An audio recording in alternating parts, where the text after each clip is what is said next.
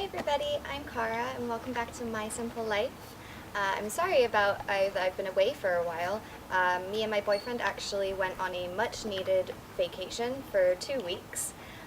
So we were away in the States and just enjoying our time together and enjoying the sunshine. But I'm very happy to be back and back on YouTube again.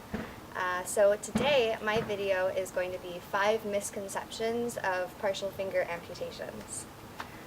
So I actually asked my support group that I have on Facebook. It's from people all over the world who have suffered full or partial amputations to their hands specifically.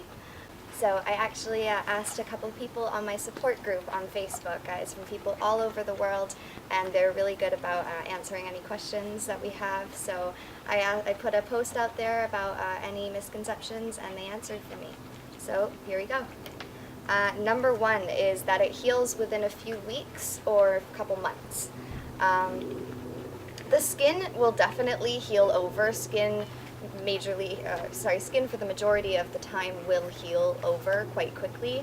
However, you're now dealing with a whole bunch of nerves that didn't used to be sensitized, and now they're really raw and in pain. And just because the skin has healed over doesn't actually mean that the pain is gone or that you're able to do what you were up to before or able to handle things before. To this day, I still cannot press the button on my phone to unlock the screen with my left hand. I'm not sure when I'll be able to do that. So it just shows that any little sort of sensation like that can really make a big difference. When your skin has healed, you start to deal with other pains. So something as low as the nail bed, that's a big problem for a lot of people. Is if you have any shred of the nail bed left, it can start to grow no matter what, and you'll need to remove it, or else it will cause further damage or pain. Number 2 is how much the weather can affect it. So me personally, I noticed that in the winter, that was when my amputation happened, was awful. My fingers felt like they had searing pain through them. They would go numb if I were out in the cold for too long. And I had to actually wear those little Hot Shot packets in my gloves anytime I went outside. And I had those up until, I believe, March. So even when the weather started warming up a bit, if it's windy out or if the wind is a bit cooler where I'm living, I still notice I'm not able to go out without my gloves. I also have heard from other people that they experience a lot of pain in heat. So summertime, which we're in right now, hasn't been the greatest for a lot of the people on the group. I just personally have noticed that I get swelling, and it's to the point that I actually need more heat to sort of calm it down.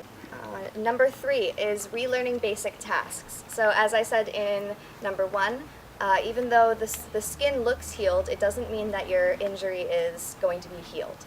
It's going to take quite a while, and it takes a lot of time to relearn basic things like holding a hairbrush, doing up a zipper, doing up a button, little things like that. Another basic task I'm not able to do would be doing up a necklace clip. Number 4 is regaining the ability to complete your hobbies. So I personally was very, very active in yoga. I used to do yoga a couple times a week, and when the injury happened, I stopped for good 3 months, I believe, and it really took a toll on me. It was something I did to sort of ground myself and help me get through any sort of frustrating moments and help me with my anxiety. And so not being able to physically do something that brought me such joy and peace was really tough. To this day, I'm still not able to do what I was able to do beforehand. I was able to do headstands, handstands. I was able to hold many, many poses, and with losing my fingertips, I've also lost my balance. And number 5, the final one, is do you really need prosthetics?